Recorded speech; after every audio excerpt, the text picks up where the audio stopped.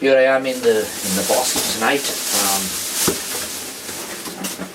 and I do apologise if I've got a bit of work to do out here, and I do apologise if for a background sound in this video. It's quite chilly out tonight, which is really annoying because we've had some lovely weather lately, but last night we had a bit of a storm. I've got to cut that, I'll put that in the box. And it's quite cold tonight. Back to winter, it seems. What are we on? The 12th of April? So I'm going to be smoking a Falcon tonight. Lovely bent Falcon.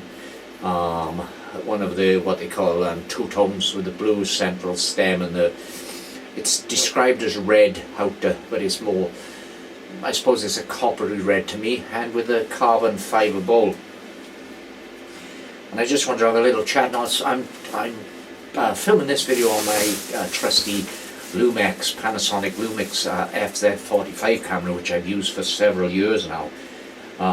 It's a bit long in the tooth, but it's still a very good camera. And lately, you may notice that my videos, in terms of how they look, have been better. They've been high definition. They've been 4K, and that's because my new camera is a Panasonic. Not a Panasonic, sorry. Panasonic is this one. My new camera is a Nikon P1000, one of those with the absolutely astounding lens, incredible zoom on it. I'm smoking Briar Fox in the pipe tonight.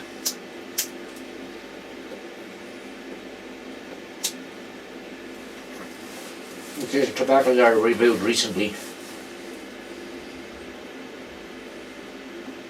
And this is not a general pipe tobacco review this time. I just want to talk about pipe smoking in general. Because I was watching a video on YouTube from the Vaping Piper. Brilliant channel, lovely gentleman. His videos are really interesting. He takes his time, so they generally quite lengthy, around 20 minutes, sometimes shorter, but usually around the 20-minute mark, sometimes longer even. And he gives an interesting, in-depth conversation. I do enjoy that channel, and incidentally I will be doing a video soon listing all the pipe channels or parts of the YouTube pipe community that I never miss, so they always follow. There's some great ones out there. The Vape show is another, but I want to talk about a subject that the Vaping Piper did a video about recently, and I'll find that video and I'll link to it in the description down below. But he was talking about suggestions for different tobaccos smoking better in different types of pipes, different shapes, like, or different bowls, such as billiards, apples, you know, just varied pipes. And whilst I agreed with some of what he was saying, I didn't agree with a lot of it. And what was nice was he wasn't saying, oh, this is definitely right, you know, a Latakia blend definitely smokes better in a billiard, say, or an aromatic is better in an apple, or you know, a flake is better in a chimney. He wasn't saying that at all, but he was giving opinions that he'd heard and his own opinions from his own pipe smoking journey. But I got to thinking that, in my opinion, and it is only an opinion and everyone's different, but I feel that the type of bowl, and when we talk about the type of bowl, I'm not talking about the materials such as the corn cobs or briar or meerschaum or anything else. What I'm talking about is the type of bowl. So in other words, the pipe bowl, the shape of the pipe bowl doesn't really matter. I think the most important thing, in my opinion, of smoking a pipe and getting a good quality smoke is down to the packing, the preparation.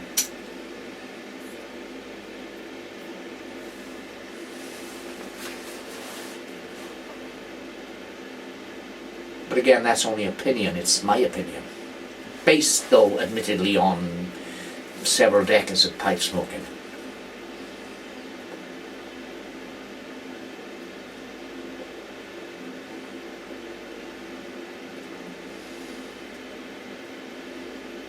I just find that if you pack a bowl too tightly, so you impede the draw, then you're not going to get a good smoke regardless of what shape bowl you're using, how big or how small the bowl is. You're just not going to get a good smoke.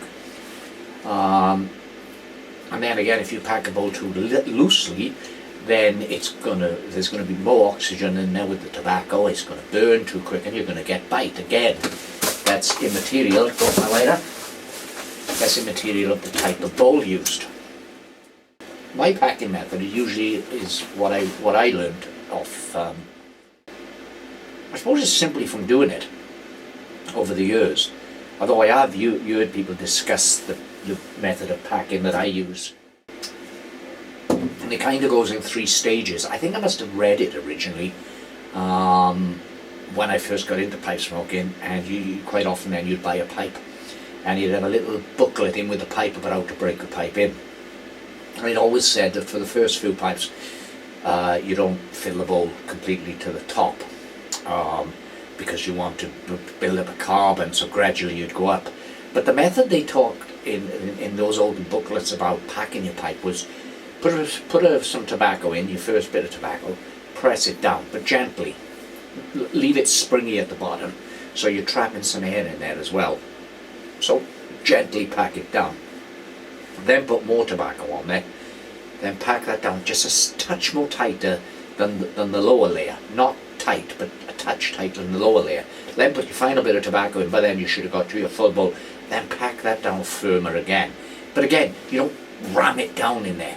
You want to have 3 levels. So you've got a loose level at the bottom. You've got a kind of semi-loose level in the middle, and then towards the top you've got the firmer level, but it shouldn't be, rock hard. The way to see if you've packed your pipe tight, when you take your initial light, you're charring, like the tobacco will spring up slightly. That's because there's movement in the bowl of the way the tobacco is, and that's perfect. This is going out a lot, not to do with packing, but because I'm talking and not smoking it. Let's take a moment to enjoy this Briar Fox, which is a very Moorish English style blend, which I have reviewed on this channel. I reviewed recently actually. It comes in a crumble cake, so that takes a lot of preparation to pack it. And then all I do is cut a piece off the block, rub it out. Sometimes I give it dry in time. It depends on the moisture level of the tobacco. Smokers will learn that from trial and error, moisture levels for the tobaccos. They soon realise what's a good level of moisture. You don't want your tobacco too dry, but then you don't want it too moist either. But going back to Vaping Piper's video, I really enjoyed his video. He explained everything really well, I think, even if I didn't agree with a lot of the findings. It was interesting to hear. And I suppose some tobaccos may give a more rewarding smoke in a bigger bowl, or a smaller bowl as it may be, but then you've still got to get packing right for that. I've stopped using so much music in my pipe smoking videos because people were moaning. They were saying that I was playing that song, especially Smoking My Pipe by Rupert Davis, too much, and I suppose they did have a point there. I just like it though. So this is going out again now. But it is because of the way I'm smoking it, so I'm just going to tamp it down slightly.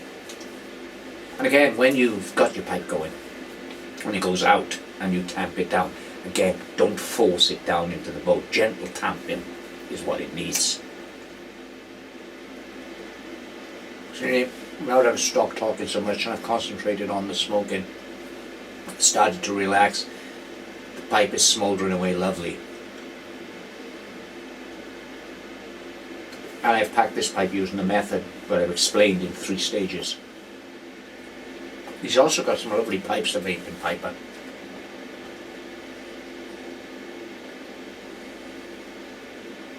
As I say, his videos are always interesting, they're never boring. He does ramble on, but he rambles on with purpose. It never becomes boring. I really enjoy that channel.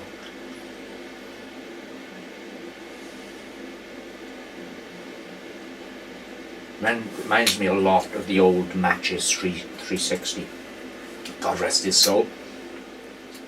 Now that's a pipe smoking channel, and thankfully it's still online.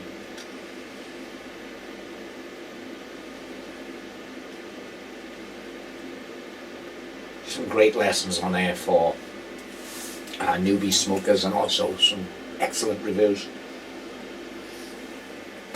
Well thought out and a good presentation style that makes you feel that you actually know the person, that you're a friend. That's what I think you get with Vaping Piper.